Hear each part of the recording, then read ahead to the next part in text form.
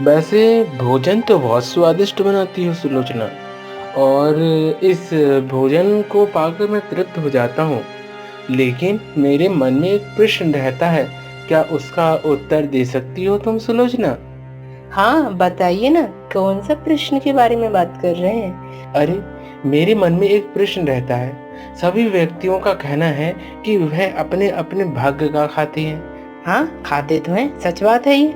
तो फिर यह बताओ कि अगर मेरे भाग्य में लिखा है कि मुझे यह भोजन पाना है और इस भोजन की तृप्ति मुझे हो जाएगी। हाँ, मत समझी नहीं, बताइए। अरे, मैं यह कहना चाहता हूँ ना कि कहने के लिए वो कहावत है ना कि दाने-दाने में खाने वाले का नाम लिखा होता है। तो वही कहावत के कारण मैं तुमसे यह पूछना चाहता हूँ, क्या सच में दाने-दाने में जो खाता है उसका नाम लिखा होता है? अरे! आप तो कैसी बातें करते हैं? यह कोई बात पूछने की है? प्रभु ने सबके पेट दिए हैं और पेट को भरने के लिए भोजन की आवश्यकता होती है। और रही बात दाने-दाने की, तो वह तो प्रभु की ही लीला है। प्रभु ही जाने, जब आपको भूख लगती है ना, तो आप उसे निकालने के लिए प्रभु ने ही तो भोजन बनाया है, जिससे आप तृप्ति पा सकते हैं।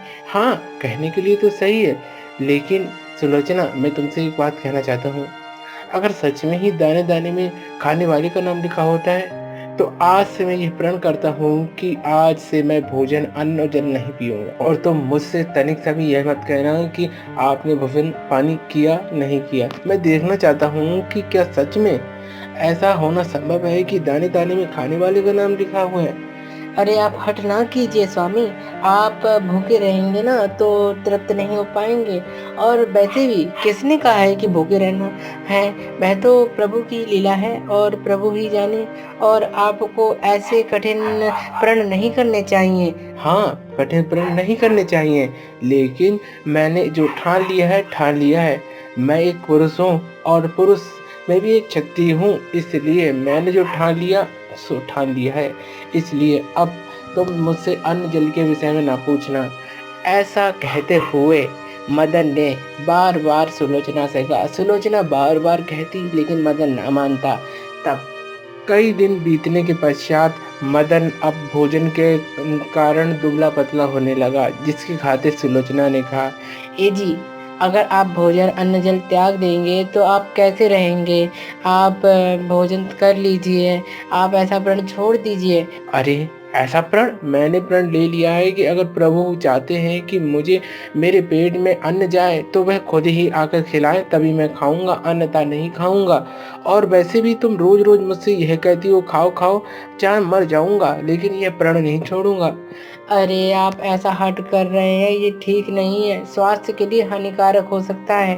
अरे! स्वास्थ्य किसने देखा है? वैसे तुम मुझे बहुत ही ज़्यादा परेशान करती हो, इसलिए आज मैं घर छोड़कर भी जा रहा हूँ। अरे! आप घर छोड़कर चले जाएँगे तो मेरा क्या होगा? अरे! तुम्हारा क्या होगा तुम जानो, वैसे भी तो तुम्हारे पुत्र हैं, वही तुम्हारी रक्षा करेंगे और भोजन-पानी के लिए वही सहायता करेंगे। अच्छा, तो आप जा रहे हैं तो जाइए। ऐसा कहते हुए मदन अपने घर से निकल जाता है।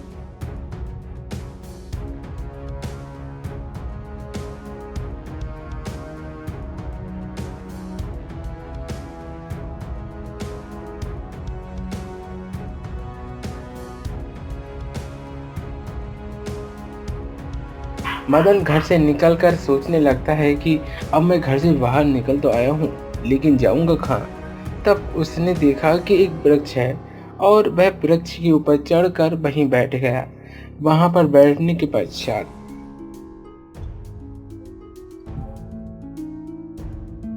मदन के गांव में ही लुटेरों ने कई दिन पश्चात डकैती करी, जिसके कारण पूरा गांव बिखर गया। बिखरने के कारण सारे के सारे जितने भी डाकू थे, उन्हें भूख और प्यास लगी। जब वह वन में जा ही रहे होते हैं, तब देखते हैं, अरे हुकुम, देखो यहाँ पर कुछ है खाने के लिए और हमें खाना चाहिए।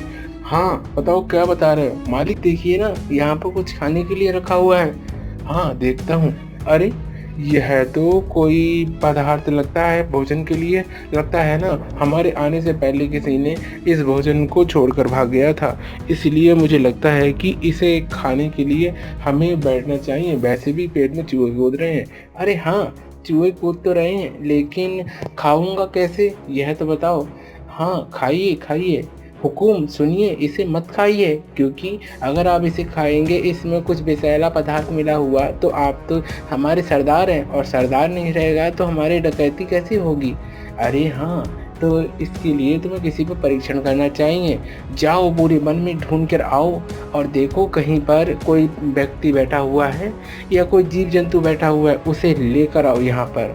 ऐसा कहते हुए डाकू के सरदार ने कहा। सरदार की बात सुनकर उसका एक रखवाला गया और चारों ओर देखने लगा कि वन में कहीं कुछ ना दिखा। तब उसकी नज़र पेड़ में छुपे हुए मदन की ओर गई। मदन को देखकर वह कहने लगा, अरे भाई नीचे उतरो। तब मदन ने कहा, नीचे उतरने का कारण पहले बताओ। अरे उतर रहे हो नहीं उतर रहे हो? हाँ उतर रहा हूँ। तब तुरंत ही मदन वहाँ से उतर आता है। उतर आने के पश्चात वह बताता है, देखो मेरे सरदार तुम्हारी प्रतीक्षा कर रहे हैं, चलो। तब मदन उस डकैत के संग चला जाता है। जैसे ही वह अपने सरदार के पास आता है और कहता है, लो मैं ले आया हूँ, आप इसी पर अपना परीक्षण करके देख लीजिए। हाँ परीक्षण कर लूँगा, लेकिन ये खीर खाने के लिए दो। अरे मैं खीर नहीं खा सकता हूँ, मैंने प्रण कर लिया है कि मैं जब तभी खाऊंगा जब प्रभु खवाएंगे, और तभी खा सकता हूँ, कोई प्रण नहीं चलेगा। मैं एक डकैत हूँ, तुम्हें जानते हो ना, अच्छे अच्छे को ठीक कर दिया है। खाओ नहीं तो मरो, दो में से एक चयन कर लो, नहीं तो मरना पड़ेगा। अरे मरने से तो पहले मैं खा ही लेता हूँ।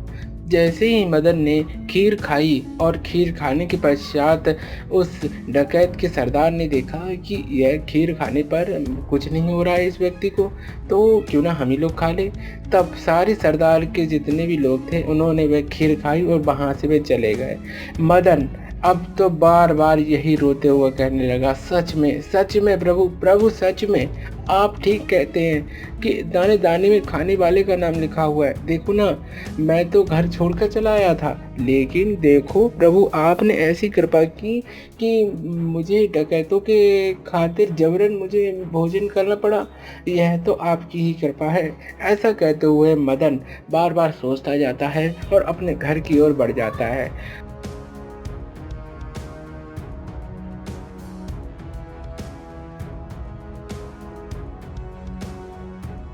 जैसे ही सुलोचना देखती है कि हमारे पतिदेव आ रहे हैं, तब कहने लगी, आइए आइए, आप तो कई दिनों के लिए गए थे, अब तो आप वापस आ गए हैं, इसलिए आप कुछ खबर बताएंगे, जाने और आने का क्या कारण है? अरे जाने का कारण यह था कि मैं देखना चाहता कि प्रभु दाने दाने पर मुझे खिलाएंगे या नहीं खिलाएंगे। लेकिन सच में सुलोचना, तुम्हारी जो कहावत है वो ठीक बैठी। मुझे सरदार जबरन, डाकुओं के सरदार ने जबरन मुझे भोजन कराया और साथ ही साथ जल भी पिलाया। और मैं सच कहता हूँ कि दाने दाने में खाने वाले का नाम लिखा होता है, इसलिए मैं सच ही मान गया। ऐसा कहते हुए मदन अपनी पत्नी सुलोचना के संग खुशहाली से अपने जीवन व्यतीत करने लगा। और कहते हैं ना, जो कहावत कही होती है वह हकीकत में सच होकर ही रहती है।